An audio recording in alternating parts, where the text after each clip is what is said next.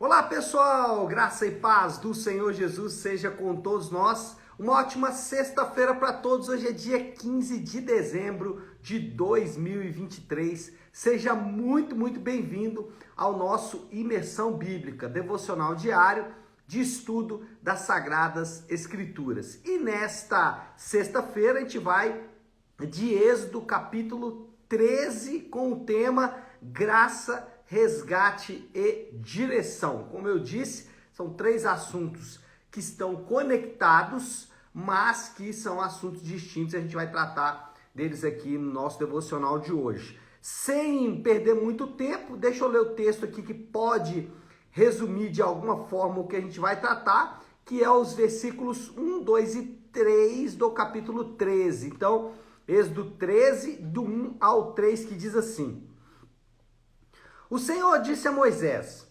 consagre a mim todos os primogênitos. O primeiro filho israelita me pertence, não somente entre os homens, mas também entre os animais. Então Moisés disse ao povo: lembrem-se desse dia em que vocês saíram do Egito, da casa da escravidão, porque o Senhor os tirou dali com mão poderosa. Não comam nada fermentado. Bom, antes da partida definitiva do Egito, Moisés transmite duas últimas prescrições para os israelitas, a saber, a consagração dos primogênitos e a festa dos pães sem fermentos.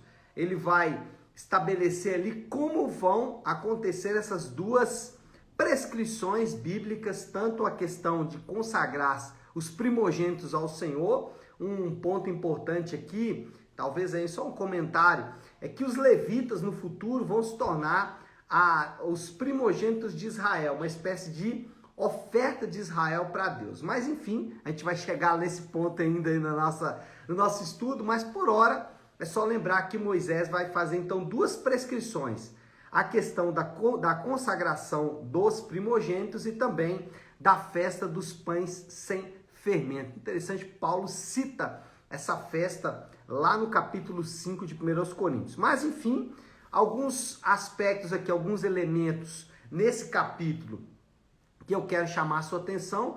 Primeiro é que o aspecto da graça está presente. É interessante como que algumas pessoas, não entendendo talvez o conceito de graça ou não tendo uma leitura muito honesta em relação ao Antigo Testamento, diz que no Antigo Testamento não tem graça. Mas olha isso aqui, o aspecto da graça está presente em todo o Antigo Testamento. Vou dar um exemplo.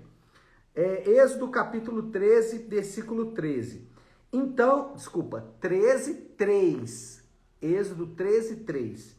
Diz assim: então disse Moisés ao povo: comemorem esse dia em que vocês saíram do Egito, da terra da escravidão, porque o Senhor os tirou dali com mão poderosa. Não comam nada fermentado. Então veja bem, Moisés está dizendo o seguinte: Deus, lembre-se desse dia, do dia que Deus com mão poderosa os tirou do Egito. Por isso, não comam nada fermentado. Então, o que nós temos aqui? Primeiro, Deus tira de maneira graciosa o seu povo do Egito para depois exigir deles a obediência. A ideia aqui é que os israelitas deveriam ser o quê? Gratos. Gratidão deveria ser o fator motivador dos israelitas. Em segundo lugar, essa cerimônia relembra aos israelitas que Deus está cumprindo suas promessas. Essas duas cerimônias, elas tinham esse aspecto de recordar o cumprimento das promessas. Versículo 5, diz assim: quando o Senhor os fizer entrar na terra dos cananeus, dos hititas, dos amorreus, dos heveus e dos jebuseus, lembrando aqui que eles ainda não tinham entrado, então Deus está dando uma nova promessa. Ele fala assim: terra que ele jurou aos seus antepassados que daria a vocês. Então, o que Moisés está dizendo é o seguinte, que essas duas festas, elas deveriam lembrar o cumprimento da promessa de Deus. Esses dois atos, na verdade, né? A festa dos pães sem fermento e também a consagração dos primogênitos, era para lembrar que Deus está cumprindo as suas promessas. E essas festas, elas tinham também, essas duas cerimônias, esses dois atos, eles tinham também um componente pedagógico. Olha aí, versículo 8. Nesse dia, cada um dirá a seu filho, assim faço pelo que o Senhor... Olha isso, irmãos, eu não tinha visto esse detalhe aqui. Eu li só a primeira parte. Nesse dia, cada um dirá a seu filho, assim faço pelo que o Senhor fez por mim quando saí do Egito. Olha só, os pais vão chamar os filhos e vão dizer, é a graça de Deus que me motiva. Eles vão dizer, os pais vão dizer para os filhos, eu estou fazendo isso porque aquele dia o Senhor me tirou do Egito. Então, mais uma vez, destacando aqui o aspecto da graça, destacando o aspecto da misericórdia de Deus com o seu povo, depois o cumprimento das ordenanças, dos mandamentos. Só tem um ponto aqui, eles deveriam ensinar isso para os seus filhos. E eu sempre faço uma advertência aos pais, sempre lembro, ensine os seus filhos de maneira graciosa. O que é isso? Nunca, jamais ensine os seus filhos com ameaças. Pastor, mas você fez isso com o seu filho? Não, não fiz. A gente deveria aprender isso com mais frequência. Os nossos filhos devem ser ensinados por meio da graça. Como assim? Nunca faça ameaças para o seu filho. Nunca diga, ó, se você fizer isso, eu vou fazer isso. Ou se você fizer isso, Deus vai fazer isso. Irmãos, isso é o oposto da fé cristã. Os nossos filhos têm que aprender, em primeiro lugar, a amar a Deus. É interessante que, por vezes, né, os pais fazem isso até com os pastores. Algumas vezes, os pais chegam para mim e falam, ó, falei com meu filho que se ele fizer isso, eu vou falar com o pastor. Meu Deus! Irmãos, desde cedo os israelitas foram ensinados a pensar de maneira graciosa. Então, e aqui eles estavam fazendo isso também. Quarto lugar, a consagração dos primogênitos envolve resgate, assim como foram resgatados pelo sangue do cordeiro no Egito, devem fazer com os primogênitos sempre. 13:13 diz assim, resgatem com um cordeiro toda a primeira cria dos jumentos, mas se não quiserem resgatá-la, quebrem-lhe o pescoço. Resgatem também todo o primogênito entre os seus filhos. O que é resgate? Eles irão entregar um cordeiro, porque, olha só, a ideia é que o primogênito, como pertence ao Senhor, deve ser sacrificado. Mas imagina sacrifício de seres humanos. Deus abomina isso. Então o que eles deveriam fazer? Entregar um cordeiro como resgate pelo seu filho primogênito. Então toda vez que nascesse um filho primogênito, o pai deveria ir lá e entregar um cordeiro como resgate, como troca. Quinto, a saída do Egito envolve uma estratégia de sobrevivência. 13:17.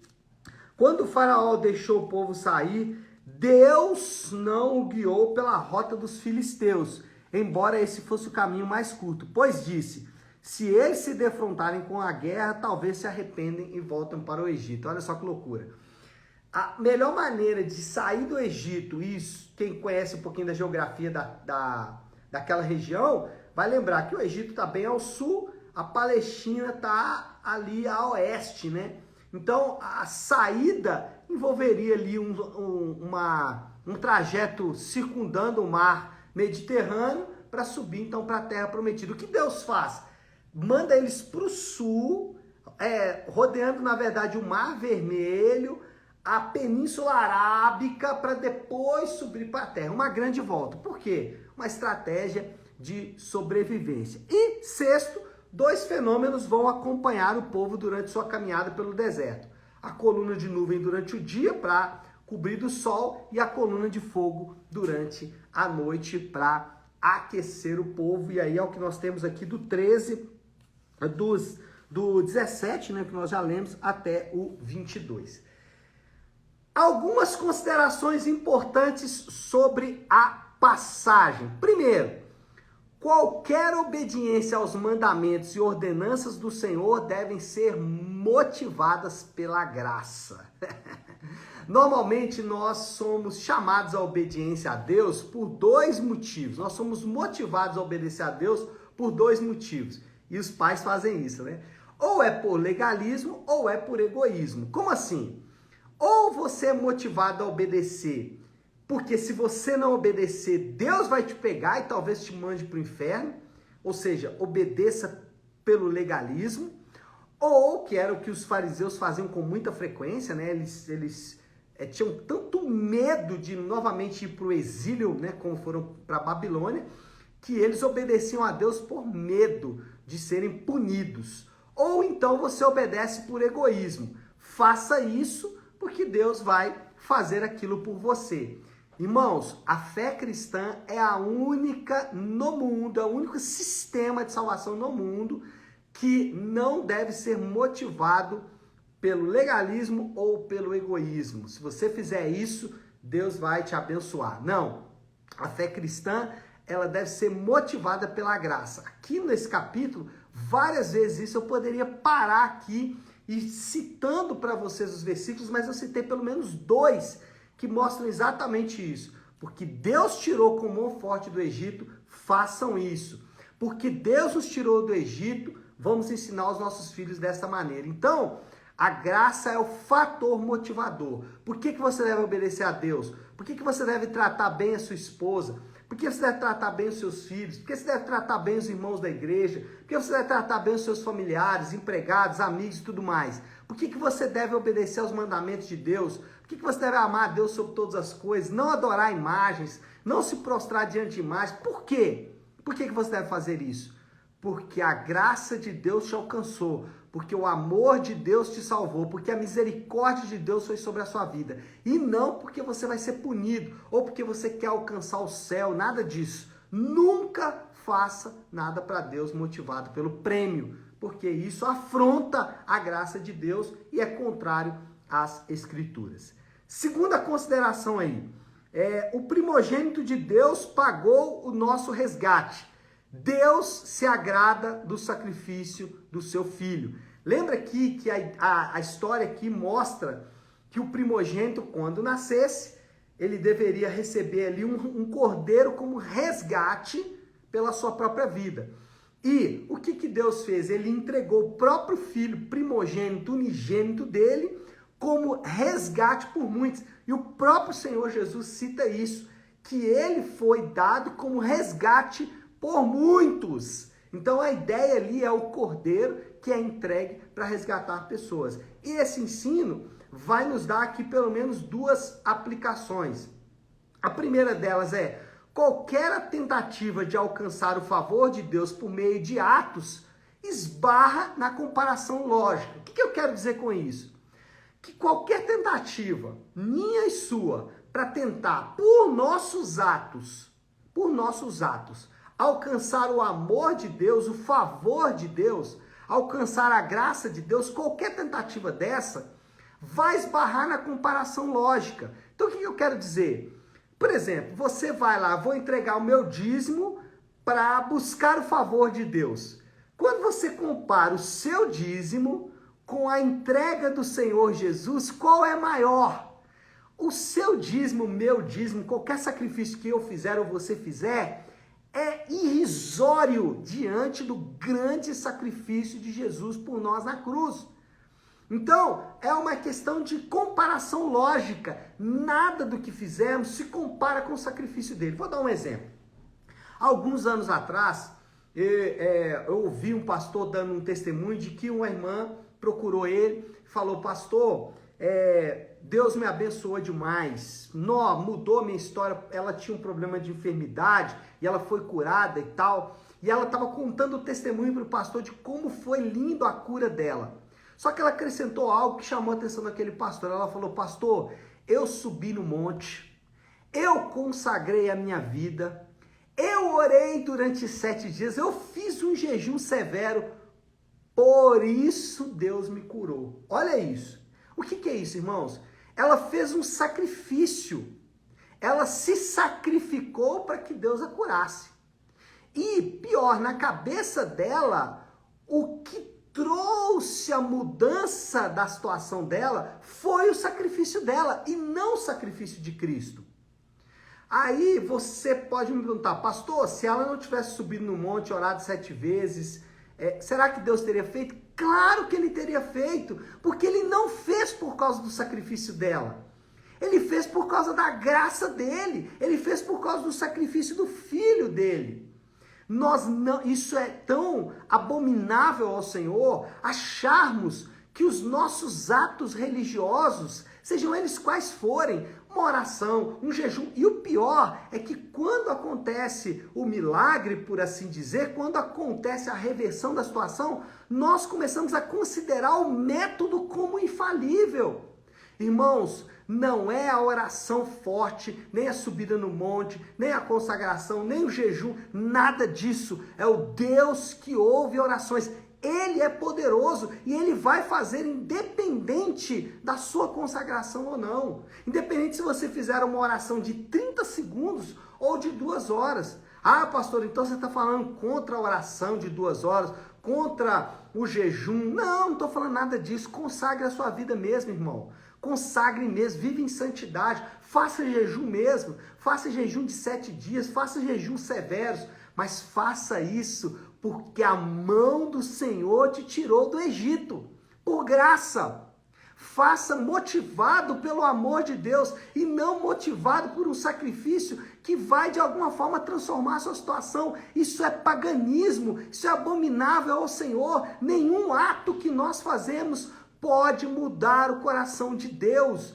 Deus já aceitou o sacrifício do filho dele. O resgate do primogênito já foi entregue.